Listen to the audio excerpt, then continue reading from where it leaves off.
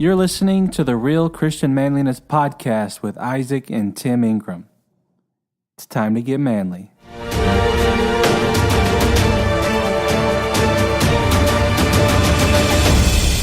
Well, hello there, out there in podcast land. This is Isaac Ingram, and today we have an interview. I've got Tim Ingram, as always, and we have, for those of you who have been listening to the podcast and listening to our announcements about the discipleship series, we have a gentleman from Lancaster Baptist Church, West Coast Baptist College out in Lancaster, California, John Tyler, and he's been helping us go through this series. He's basically our discipler, and he's been walking us through this whole process. So we decided to have him on the podcast so he can share with you his testimony, and that way we can get to know each other. That way we can have a good time with this discipleship series. How you doing today, John?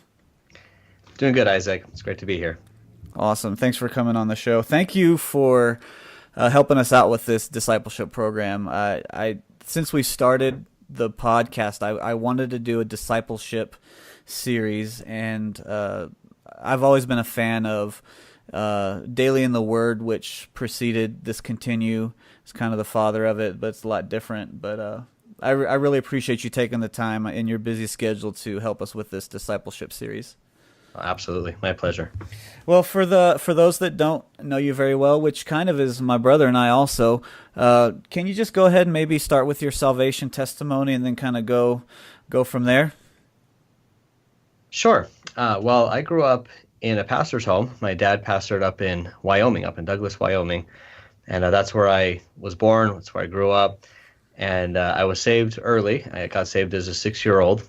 And I just remember my dad preaching specifically about the crucifixion. And I remember thinking that it was my sin and that Jesus died for me, and realizing that for the first time. And I remember in our basement there in Douglas, praying to accept Christ as my Savior there with my dad.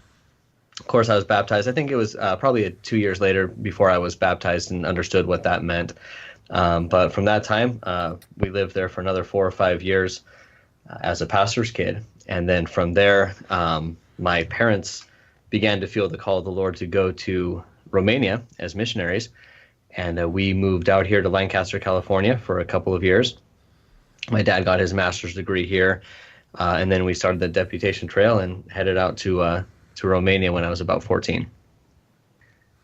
That's pretty great. Tim and I know a little bit about Romania, so we just a little bit. We know a lot about the food, but we know a little bit about the culture and everything. We were talking about, Tim and I, before we started recording, there's a Romanian food festival down in Texas that I'm not saying that we scheduled our trip down to Texas around the Romanian food festival, but it definitely was a consideration in the planning process. So if there's anyone living in Romania listening to the podcast, you are very lucky to have the cuisine in Romania. And if you've ever been to Romania, you know what we're talking about.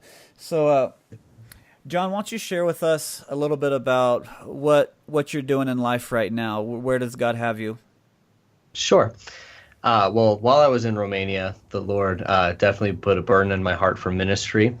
At that time, I didn't really know in what capacity. I kind of felt like maybe as a missionary, but I knew for sure that I wanted to spend my life in ministry, and so I decided that I would come back to West Coast and train for that. I was a pastoral major in college, but during my time here, I also got involved with music quite a bit and helping here and there, kind of filling in gaps when there were gaps. And then just one thing led to another, and eventually I was teaching in the college and some music classes. And then just about 3 years ago now, was asked to chair the department. And so for about 3 years, I've been doing that, leading the department here, the music department.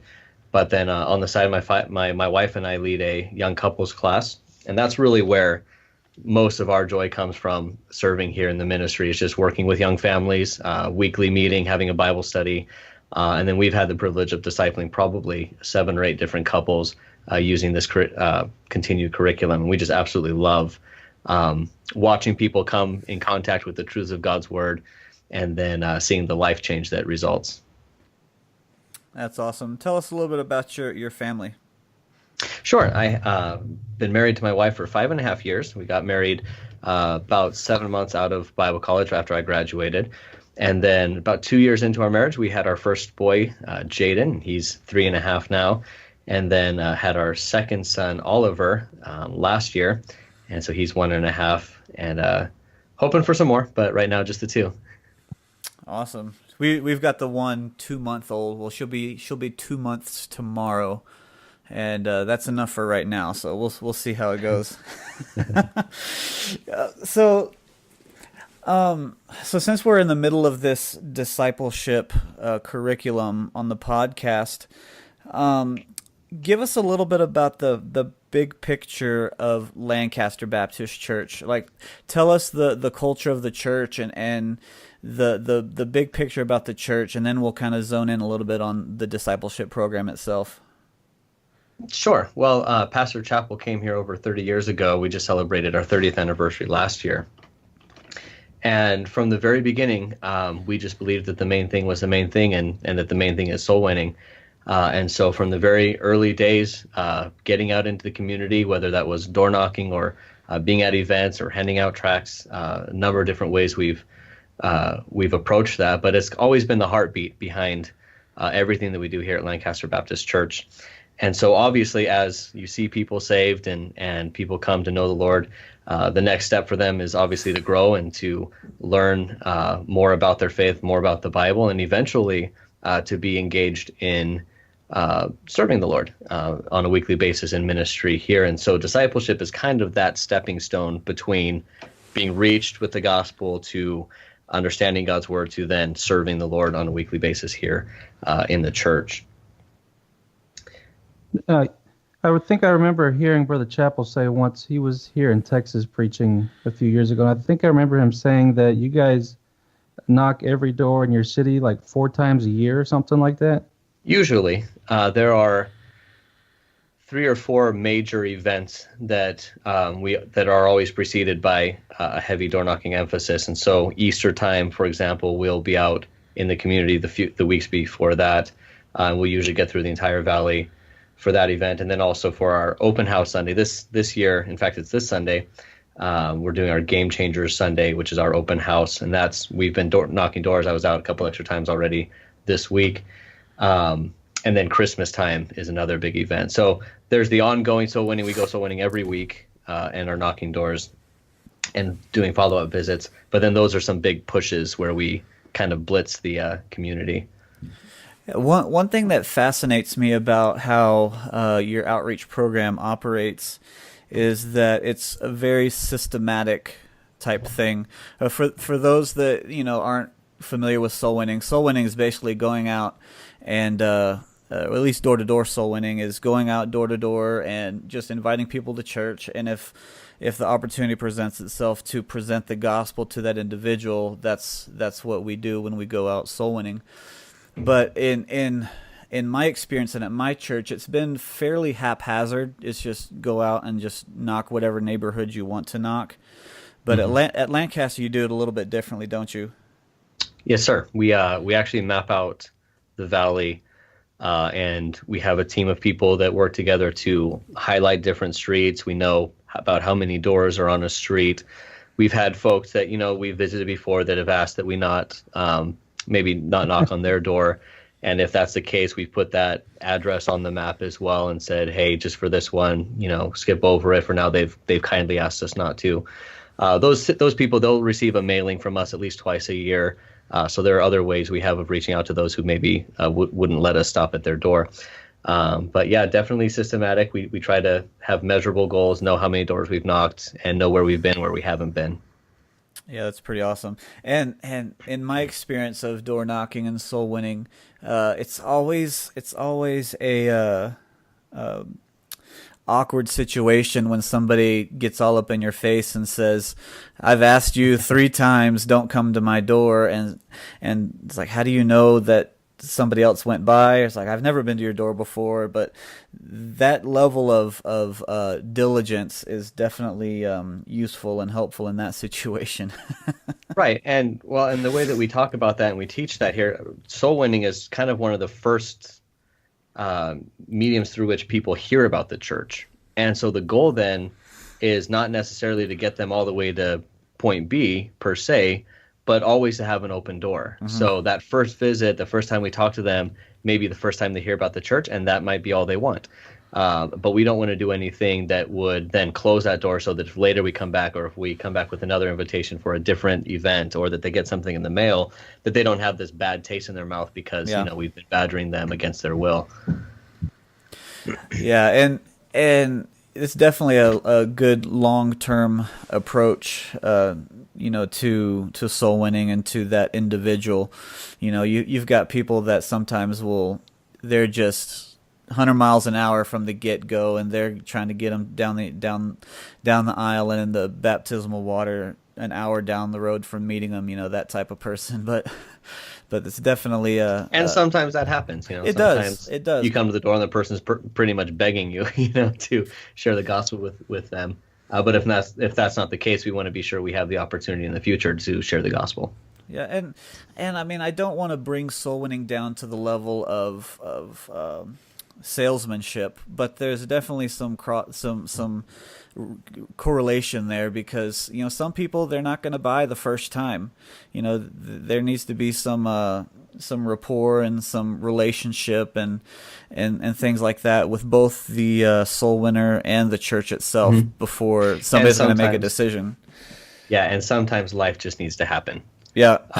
We've had countless people that have showed up a year later, 2 years later, and they go through a situation in their family and their life, and all of a sudden they open a drawer and they find a tract from Lancaster Baptist that they had received, a year ago or whatever, and then they show up on our doorstep, and the Lord just needed time to work in their life for them to be ready to receive it. Yep, and that goes to that whole thing about somebody planting, somebody watering, and then but God Absolutely. God gives the increase. It's in God's time, and it's not always it's never really on our time schedule. So we've talked a little bit about the soul winning, and that's kind of one of the main inroads to the discipleship as far as the continued discipleship. Would you say that's correct? Absolutely. We've had people that we've reached out soul winning that have been saved, and they'll get plugged into discipleship maybe after a few weeks.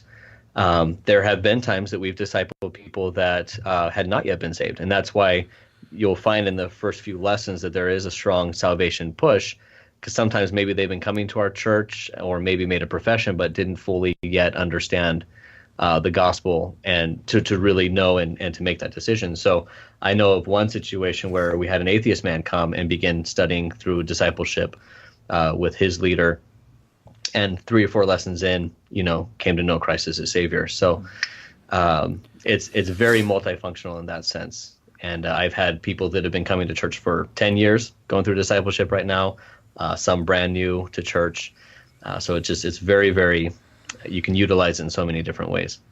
Yeah, and I believe that's becoming more and more necessary as the United States and the world becomes less and less Christianized.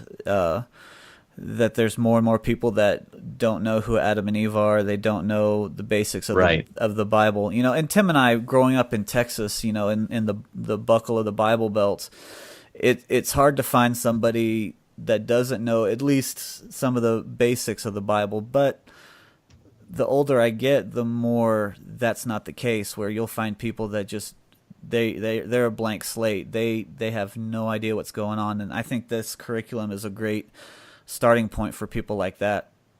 So absolutely, give us an idea of how the discipleship program, as Lancaster does it, fits into the flow of the church and people coming into the church.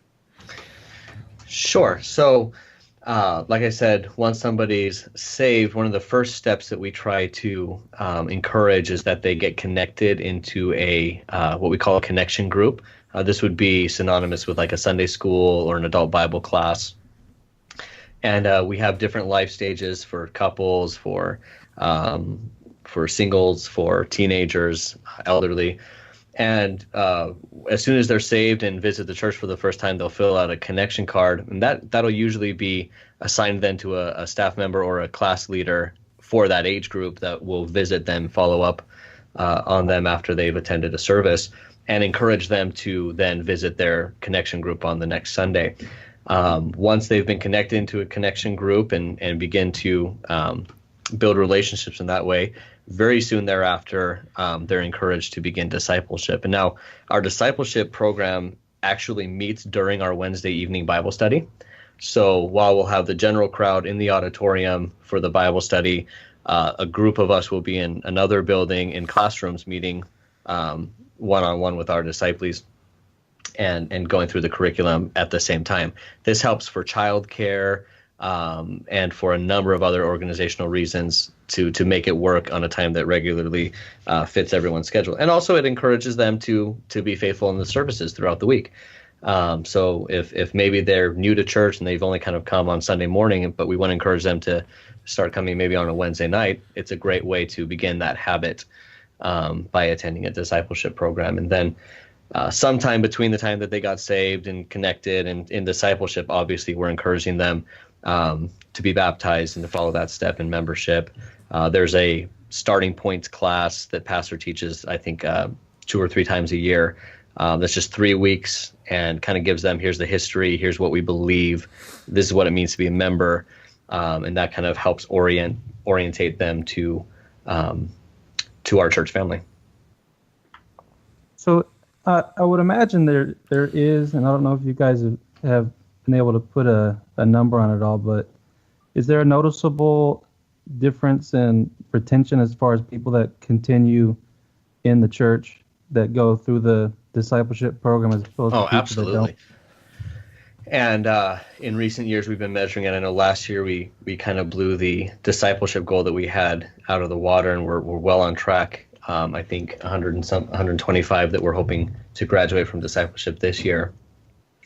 And even just in the ones that I've taken through with my wife, these are the ones that helped us pioneer to start our connection group. These are the ones that are care group leaders ministering to our class members throughout the week. These are some that had some sin issues in their life that were, they came to the surface through discipleship and they dealt with them, and they're just, plugged in now and serving wholeheartedly. And I don't think that you can go 10, 14 weeks with anybody one-on-one through a Bible study and not develop a strong relationship with them, one that is necessary for them to grow even through, the difficulties of life as they happen. So definitely the retention of those people is much stronger than someone who just, say, visits on a Sunday morning. Yeah, that connection is definitely crucial. I know that my wife and I, shortly after we got married, we went through a Dave Ramsey financial peace class, and we were so gung-ho about it that we just signed up for the next one that we could find, and it was about a 40-minute drive every, I think, Thursday night. But, long story short, after those, I think it was 10 weeks or 12 weeks of those classes, we became such good friends with all the people that were in that class with us. And there was just this camaraderie, and, we're not in contact with any of them right now, but, many times I think it's like, I wonder how this person is doing right now. And so what that translates to the discipleship is that there is that person there is that relationship being built. I think every Christian should have a personal walk with God, but discipleship is definitely not meant to be done alone, I don't think. There should always be a mentor and a mentee situation as far as discipleship goes, and Continue facilitates that wonderfully. And it dovetails with what you were describing about just being unfamiliar with terminology, with biblical terminology, and even biblical stories. Sometimes they just, when they come into a church and they're brand new to their relationship with Christ, they just need someone to come along and kind of help them understand then what does it mean to grow spiritually, and how do I measure my growth, and what does it mean to be involved, what does it mean to serve. And you mentioned finances. I mean, tithing is such a foreign concept, to so many people. And to just hear that truth and be expected to understand and do it is usually not as easy as having somebody that comes alongside, explains it from the Bible, demonstrates. The discipler has to be a good example of a Christian, or kind of defeats the purpose, right? So they demonstrate that to them, and like you said, just helps them along, kind of holds their hand and helps them through as they grow as a Christian. This episode of the podcast is brought to you by SpreezaBox. SpreezaBox is a subscription box that gives you effortless style for about $28 a month. Each month you'll get a box that helps keep you dapper with ties, socks, sunglasses, grooming products, and other high-quality accessories, which total every month over $100 in each box. Each month you'll get 5 to 6 items that are hand-picked by a personal stylist. And if you're like me and you like to wear a suit and tie to church, this is a great way to add a splash of color to your wardrobe. Update your look and support our show by going to SpreezaBox.com, and when you check out, use the coupon code Ingram10 for 10% off your subscription. That's Ingram10 when you check out at SpreezaBox.com. Today's episode is made possible by Blue Apron. Blue Apron lets you cook a meal in your very own home without having to go to the grocery store. Inside each box are farm-fresh ingredients and a step-by-step instruction sheet for cooking a delicious meal in your own kitchen. You will get the exact amount of each ingredient required in the instructions so that there's no measuring and no waste when you're done. So why leave your home and go to the grocery store when the grocery store can come to you for about $9 per meal? Try out Blue Apron and help support the show by using the link in the show notes. You'll get about $30 off your first 6 meals, and that's about half off your first order. Make sure that you use the link so you can save on these delicious meals and help out the podcast. Now let's get back to our show. John, since this is a Christian manliness podcast, and you deal with younger Christian men, I imagine, being involved with West Coast Baptist College, what do you think is one of the biggest difficulties, at least among those in the Bible college scene, as far as being and becoming a Christian man? That's a great question. There are, well, I'll kind of tell you these as they come to my mind. But the first one I would say is a constant living, thinking about the next step, like tomorrow or the future. One thing I often deal with at least college young people is just that they're so focused on what's going to be that they don't learn to live in the now, in the present, and they don't build their relationship with Christ today, and they're not practicing soul winning today and just being who they're supposed to be right now. Sometimes we can get so distracted by what we want things to be one day that we completely miss the opportunities that God gives us here and now. That translates very well into even like our adult Bible class, because sometimes you'll have, at least in our community, you have Air Force, you have some aerospace engineering guys, and some guys they really are just kind of passing through. And yet then they find Christ and they begin to become part of a church family. And sometimes that mobile mindset doesn't quite leave them right away. They kind of think, well, I'm just here for now and then I'm moving on. But once you start working with them, they begin to realize, hey, if I am going to move on, then I need to make sure that I'm going where I can get into a church, where I can be involved, where my family has a place to grow spiritually and to connect. And if that place doesn't exist, maybe where my previous plans were leading me, maybe I ought to stop and reconsider that and prayerfully consider the options there for my spiritual well-being in the future. Other than that, for the men in particular, it's recognizing that each of our journeys is a little bit different. That there's no way to cookie cut success in ministry or even success as a Christian. God has brought us through our experiences in different ways, and he develops our relationship with him in different ways, and just being willing to work with God at his pace. Where we want to be XYZ by the time we're 25, God may have much different plans in how he chooses to mold and to make us the men that he wants us to be. Yeah, I can definitely relate with both of those things, but especially that first one. And I'm definitely beyond college age, even though I'm still in college. But I can, and Tim's probably experienced this. I can sit down and plan things all day and say, all right, in 5 years I want to do this, in 3 years, in 1 year, this is the plan of how I'm going to do it. But when it comes down to actually doing the day-by-day tasks to complete that, that's where I fall short the majority of the time, is in the what do I do today to accomplish this big, hairy, audacious goal that I have for myself. So I can definitely relate to that, and that's something that I struggle with even today as a 34-year-old with a wife and a baby. So I can definitely relate. Tim, do you have any other questions, anything you want to cover? Not that I can think of off the top of my head. Well, awesome.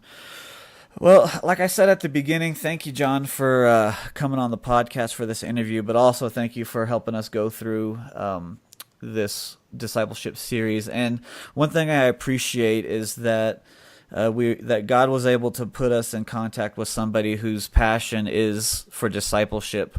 And I think that's going to translate into this whole series and into the podcast. And so I appreciate everything that you've done for us, and I appreciate, even though it doesn't affect me directly, all that you do out there in Lancaster and at West Coast, investing in other people, both in the college and in discipleship in your Sunday school class. Absolutely, it's my pleasure. Well, with that, we'll go ahead and wrap it up, and make sure you stay tuned to the podcast for these discipleship episodes. Monday is going to be chapter number 1. The Word of God. And so if you don't have your workbook, go to strivingtogether.com and look up the Continue Discipleship Workbook and get that curriculum ordered. And on checkout, if you use the promo code Continue10, that's Continue10, you'll get 10% off your purchase of that. So with that, thank you for listening, and we'll see you on Monday with the first episode of the Discipleship series. Thank you for listening to the Real Christian Manliness podcast. We hope you enjoyed our show. Now, if you could do us a favor, go over to iTunes and leave us a 5-star rating. That way other people can find us easily in the rankings. And if for some reason you don't think we deserve 5 stars, give us whatever you think we deserve, but please explain why we got that rating in a review. Now make sure you subscribe and have a great day.